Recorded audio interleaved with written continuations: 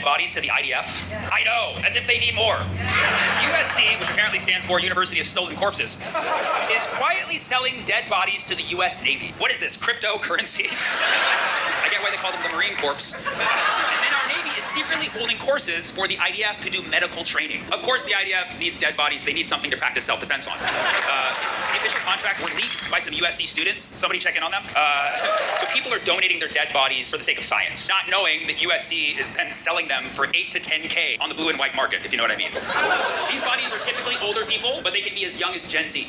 Dead ass. And these are fresh cadavers, not that frozen shit.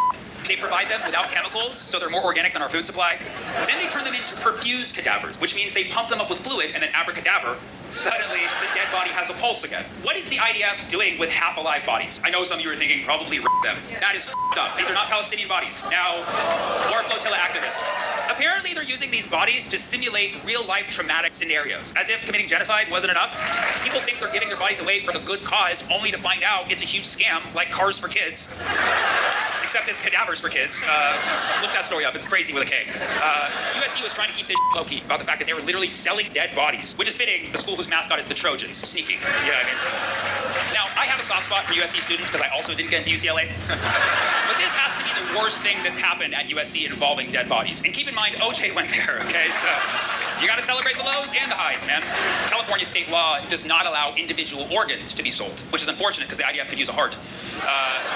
It's suspected that the IDF unit involved in this is the infamous Golani Brigade, which killed 15 Palestinian medics on the side of a road in Gaza just last year. And they're now at USC learning how to do life-saving surgery. It's like you could have just asked those medics. The reason why they think it's the Golani Brigade is because multiple students were spotted leaving the training course wearing a sweatshirt with the Golani Brigade emblem on it. The Golani Brigade symbol is an olive tree. So even their symbols are stolen from Palestinians, which I find very ironic because something like 2/3 of Israelis are allergic to olive tree pollen.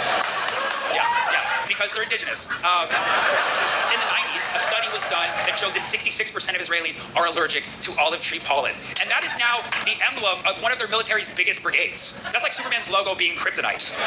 And I know some of you are like, how dare you compare Superman to the IDF? Sorry, Wonder Woman. So it's like, as a Palestinian, even if I extended an olive branch, it might hurt them, you know? By the way, I'm not suicidal. I'm very happy, and no one's gonna kill me because I've already signed the contract to donate my body to USC. And right before I die, I'm gonna eat a ton of olives. It's an olive tree, just stems and all, just down. Olive leaves like a koala bear. It's like, argh. So then when they pull me into that OR, a lot of war criminals are gonna get hives. Just like, Hamas! Just like, just straight stuff my body with olives. Talk about a Trojan horse. Like, oh, this tastes extra virgin. USC is giving dead bodies to the IDF? I know, as if they need more. USC, which apparently stands